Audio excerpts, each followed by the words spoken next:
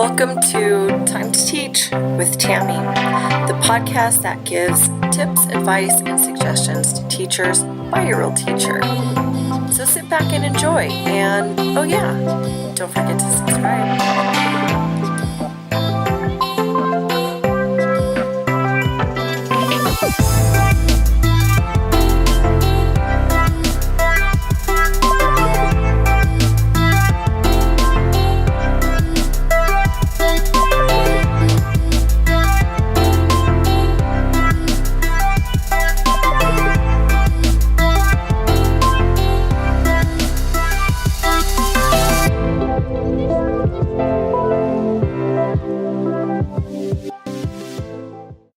And we're back. Welcome to episode 70 of Time to Teach.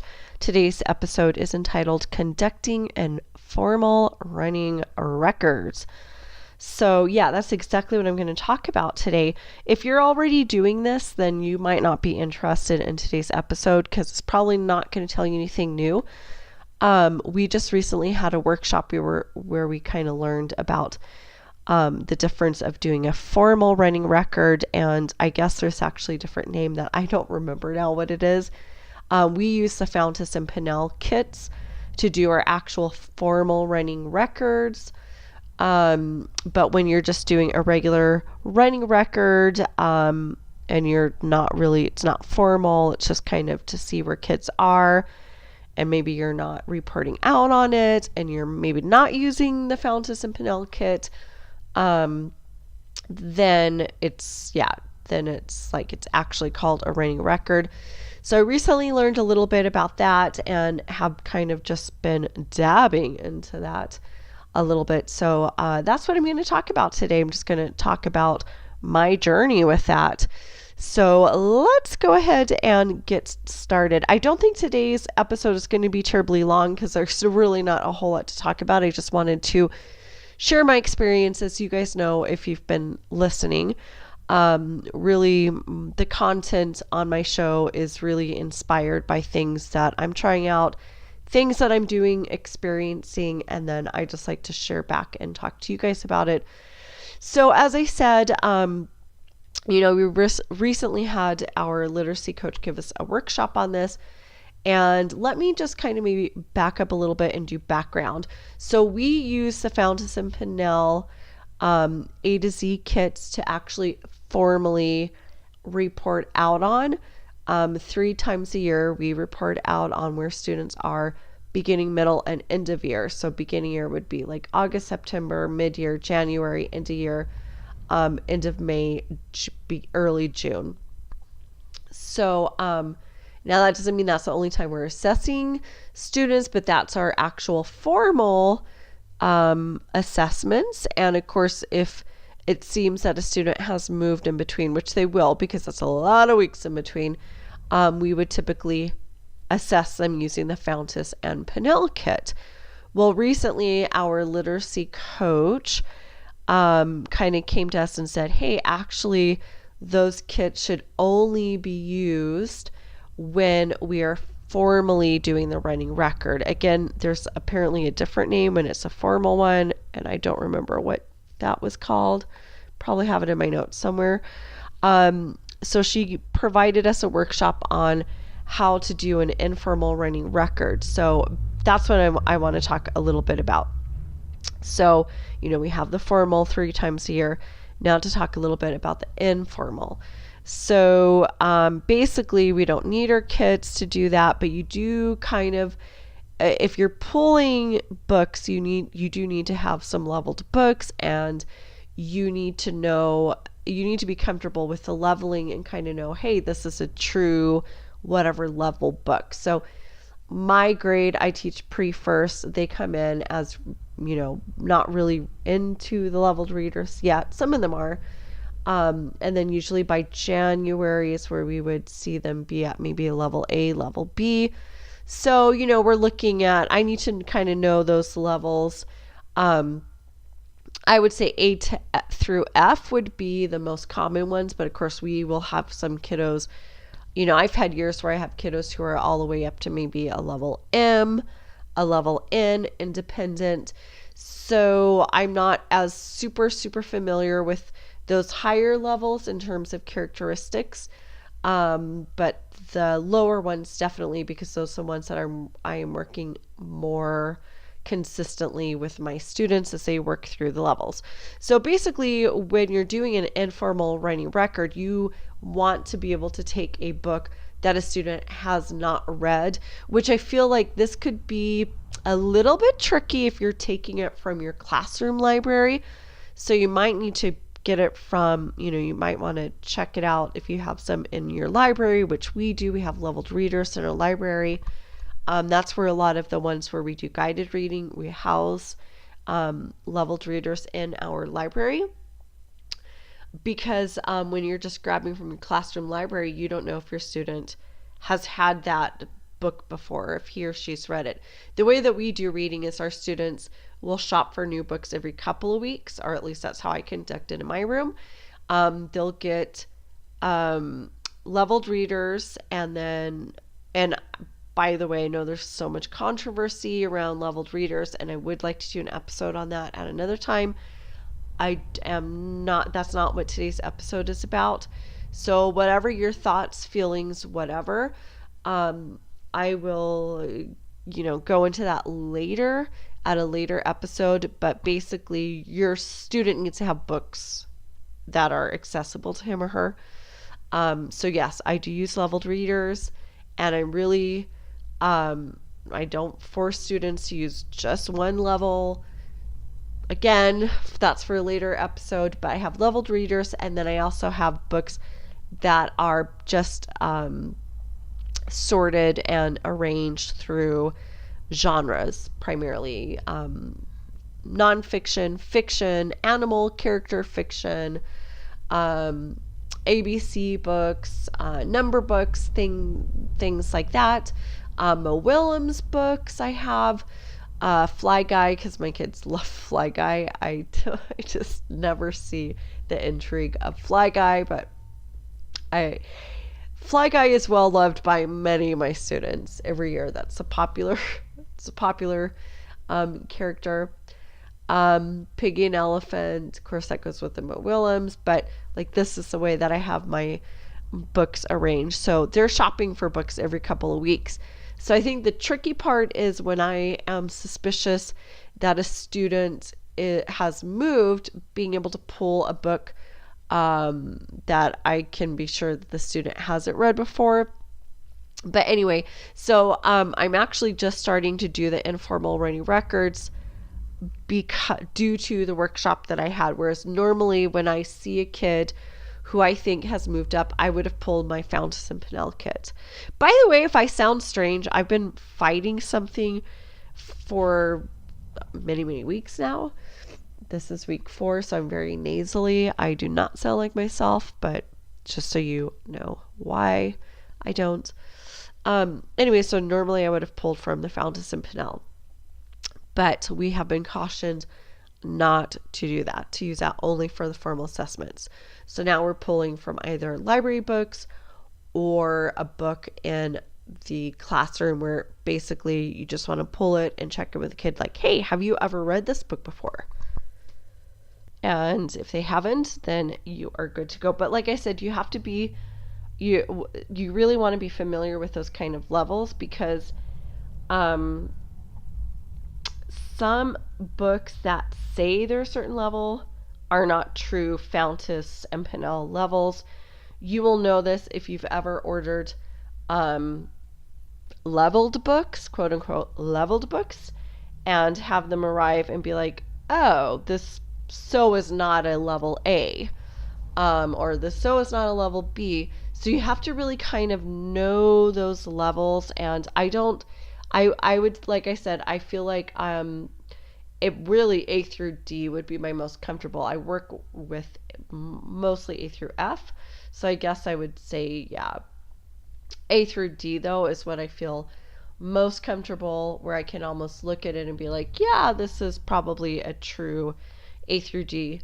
And then yes, I do work with fewer higher levels, but I wouldn't say my comfort is I can immediately look at it and be able to determine its level. I would probably have to put a little more time into it to make sure it's a true level. So you just want to, know your levels and or do your work very well before you're just pulling the books. If you're not sure that it's a true level book, just know what you're dealing with.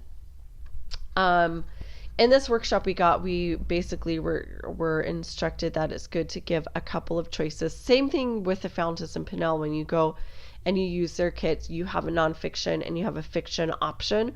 So you give the student, there's a little bit of choice. Certainly it's limited, but there's some choice. So the same is true if you're thinking to do an informal running record. You want to have at least a couple of books that your student can sit down with. So this differs because it's not coming from the kit, and you're going to probably have to do some background work on it, just making sure that's leveled. Whereas at least with Fountas and Pinnell, it's truly leveled, and you don't have to put too much work into pulling it out and deciding, is this really the kind of book I want to be offering? And then the other thing that's going to be very different than from if you're just pulling from the Fountas and Pinnell kit, when you're pulling, you have those pre-made sheets with all the words already pre-written. And the thing with the informal writing record is you can really just do this on a blank sheet of paper. So I'm not really going to be teaching you how to do this. I'm really still learning how to do this, but I'm just going to give you a little bit of information.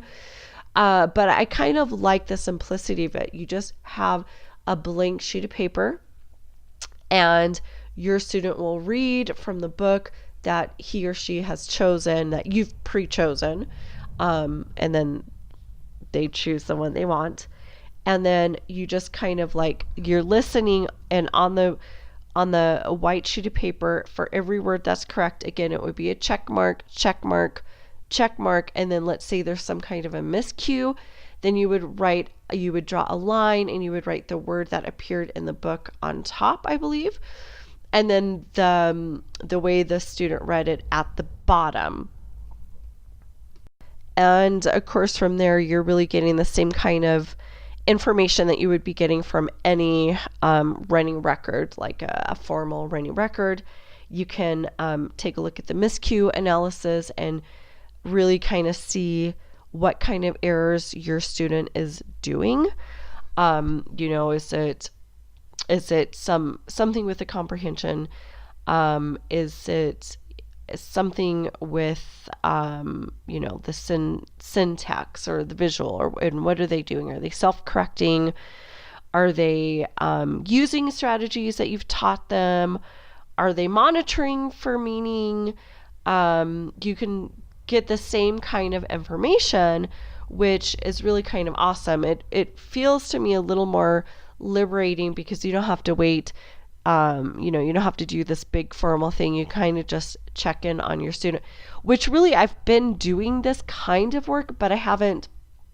What I usually do is I watch students as they work and I take anecdotal notes. I haven't really been doing it to this degree where you do the check and writing. I will write down some of their miscues, but I haven't really analyzed it the way you would on a formal running record. So I'm kind of excited by this.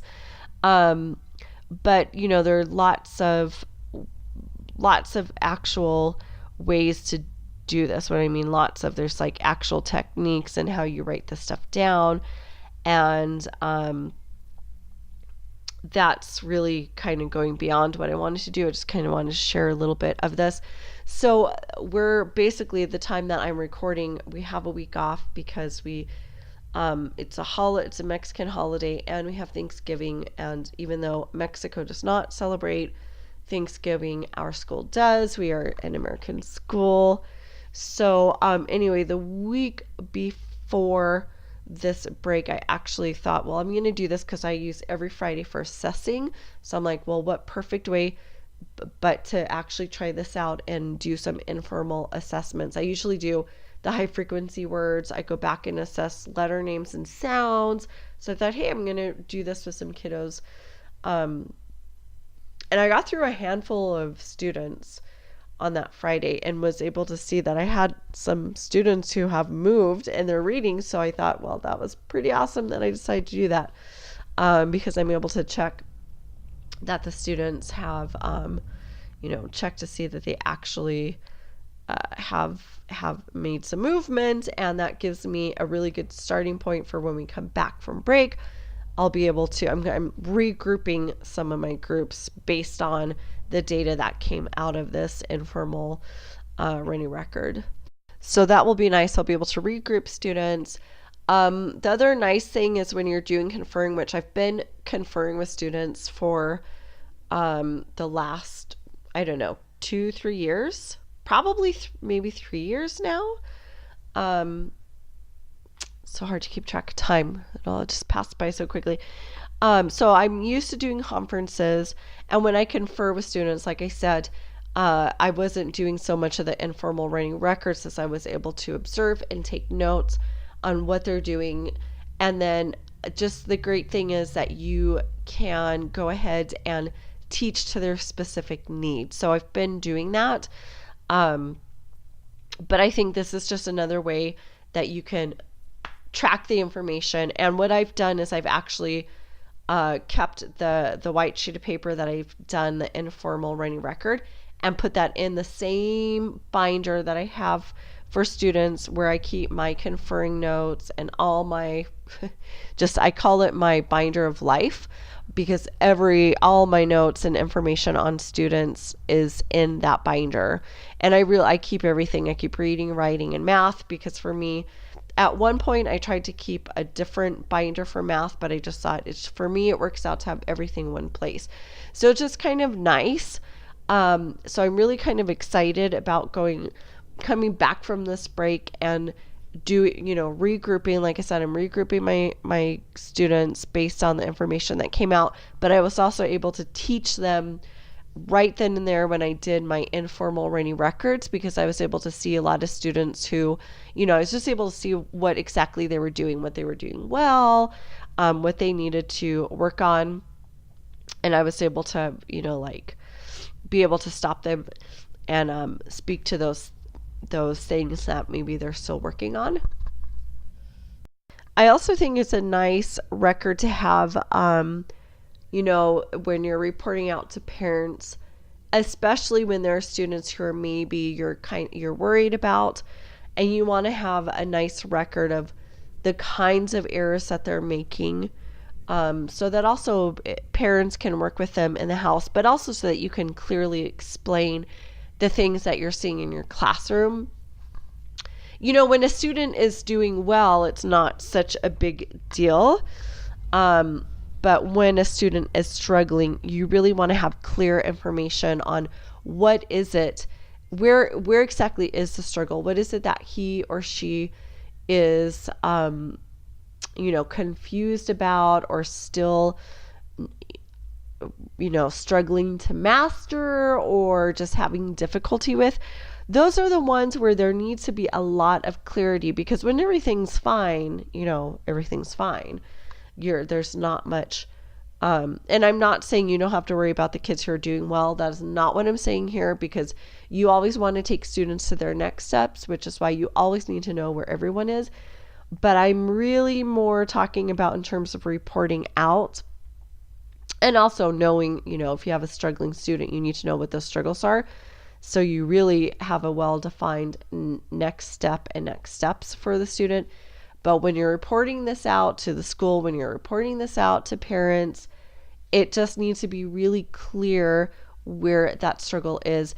And I'm kind of excited how this informal writing record is going to really just have a clear path, so you can go back and say, hey, this is what the student is doing. Maybe the student is coming up with nonsense words and not really checking for meaning and just keeps going. Whatever it is, you are very clear on, and everyone else who is involved can be very clear on, and that just makes really knowing how to work with the student a lot easier, because you can really define what's happening with the student. So yeah, I'm really excited about that. And just to kind of conclude today's episode, I want to share a little bit of ASCD's article. They have an article on running records, and it's just called Taking a Running Record. I love ascd.org. They have so many good things, but I thought this would be a nice way to kind of give you guys a little more clear of a picture of how to do this if you're not doing the informal ones.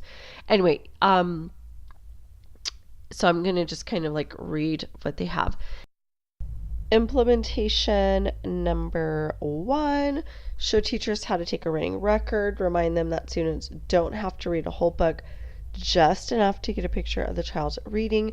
They should include page numbers in case they need to do a more in-depth analysis of the running record. If you plan to use the attached form, direct teachers to mark a check for each accurate word, a long dash for each skipped word, and the word itself if a student substitutes the wrong word.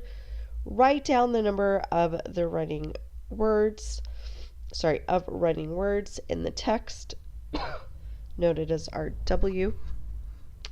Count the number of errors, which include word substitutions, word omissions, word insertions, and any words the teacher has to read to the student.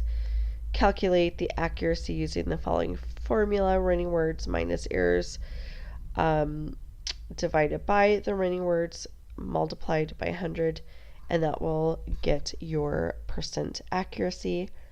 Number 2, based on the accuracy percentages, help teachers plan what actions they will take, such as changing the student's reading group or book level.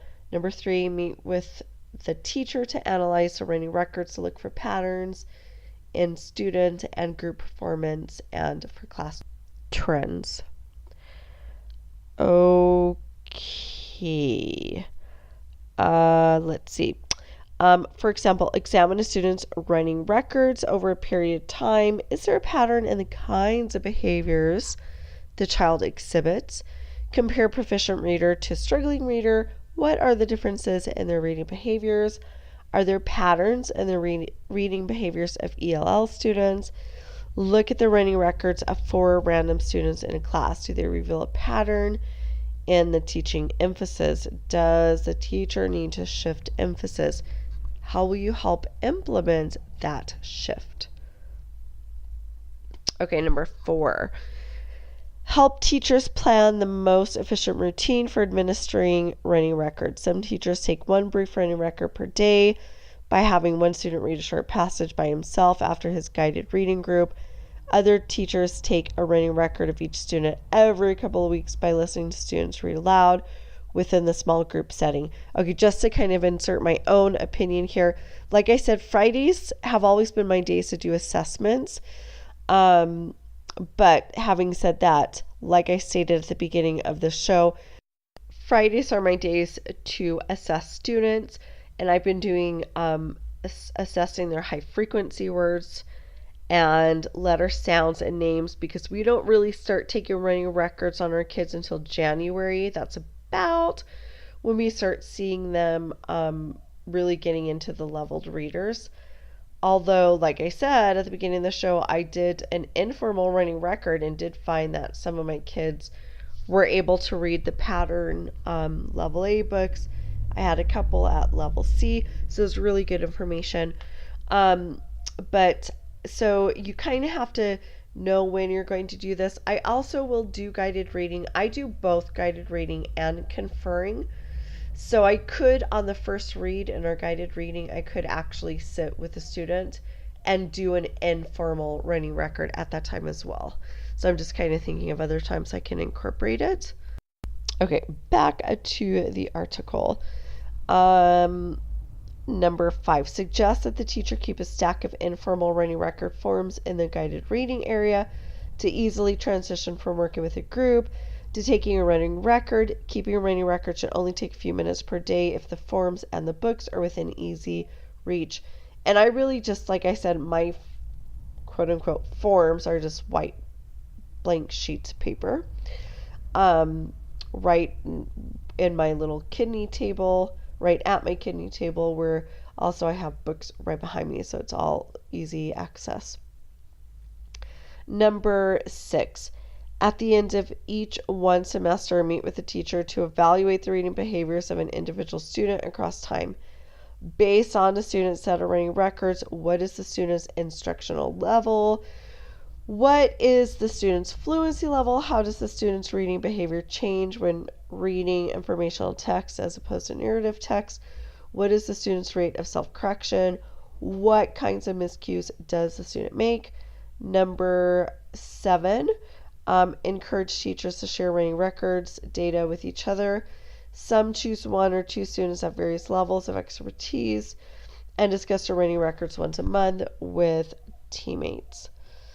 Okay, so that's pretty much it for the article. I mean, actually, there's a lot else in the article that I didn't go into, but in terms of the implementation part. So that is really it, you guys. That's all I kind of want to discuss today, is just how I'm making the informal reading records more part of what I'm doing in the classroom, instead of just waiting for those, instead of just using the kit to assess when I think students have moved, which is what I've always done. Again, I'm going to repeat, but we do formal reading records 3 times a year, but at my grade it's technically twice a year because we usually don't use our Fountas and Pinnell until about January, unless we see a student who are like, okay, it looks like they're kind of reading. But then all the times after that, once I start suspecting that they've moved on, I would just pull my Fountas and Pinnell kit, but we've since been instructed that that's probably not the best way to do it. We should just be using other leveled readers that we have. So that's what I'm working on now, is doing something a little more informal, and I will keep you guys updated, but I did want to share that because that's kind of what's new in my world. Okay, that's it, you guys. So it is now time for wins and fails for the week. I think obviously my big win is that I'm on break. We just came back from a nice long weekend at the beach. That was really nice. The weather at the beach is really nice. Not that in the city where I'm at it's bad, because we pretty much have nice weather year round. I think it's one of the things that is very alluring about the city. But yeah, I mean, I feel like last week I was very chilly in my classroom. It was nice outside, but I was wearing my jacket inside the classroom. So it was kind of nice going to the beach and just it had to be at least mid to upper 80s at the beach. Just really, really nice weather. Not too humid, because sometimes in like spring and summer you get really humid weather, and then that's not necessarily super fun either. So it's just perfect weather. So that was my win. It was really nice to kind of get away, eat a lot of good food, which is not super sustainable because because I typically eat a keto diet, which is low carb, high fat. I also don't eat a whole lot. I usually don't eat because I'm having my buttered coffee. So I usually don't eat until about 1:30 in the afternoon. And then I just have like a couple of eggs and then go home and have a light dinner. So going to the beach, I feel like I eat more than I ever do in my life because I'm eating breakfast, lunch, and dinner, and I never eat all of those meals. And then a lot of times snacks in between. It's all really good food. We're eating shrimp, we're eating aguachiles, we're eating whatever we're eating, zarandeados. Really good food, but just I feel like it's constant. So fail for the week. A fail for the week is actually something that just happened to me as I was recording this episode. It's actually taken me 2 days to record this episode. Yesterday when I started to record, I paused the recording. I went to go get a refill on my coffee, And then I came back to find out that my microphone was no longer working. It just wasn't even being detected in Audacity, which is the program I use to record. And yeah, it took me yesterday and today to figure it out. I actually didn't put too much effort into it yesterday because we were doing our Friendsgiving and I had to get things ready to go to meet with friends and have our Friendsgiving. So I really couldn't troubleshot it. Is that past tense of troubleshooting? I don't know. Tried to troubleshoot it and I couldn't get it to work. So I was like, I'm giving up for now because I got to go and get my Friendsgiving on. So I came back this morning. I mean, I didn't come back. I came back last night, but I came back to this morning. And again, not working. I'd already restarted the computer. But I was able to troubleshoot, and thank goodness it's working because I really don't feel like dealing with a microphone that's not working. So that's not really a fail. That's a fail that went well, which is like a win. But maybe the fail is that it took 2 days to do this. I don't even know. But anyway, that's it. All right, you guys, I am over and out. Thank you, as always, for joining me. It's been a pleasure. As always, I'd love to hear from you. You can reach me on Twitter. I'm at Tammy J. That's TAMIJ123. Until next time. Wait a minute. Wait 1 minute. Before you go, don't forget you can catch our show notes online at www.timetoteach.libsyn. That's libsyn.com. We're also on Facebook at Time to Teach. Don't forget to check out our Facebook group, Teachers for Effective Curriculum. And if you're an educator with your own podcast show, I invite you to join our brand new Facebook group, Teachers Who Podcast. Let's grow a community where we can network, problem solve, and discuss anything and everything podcast related. I'll see you there.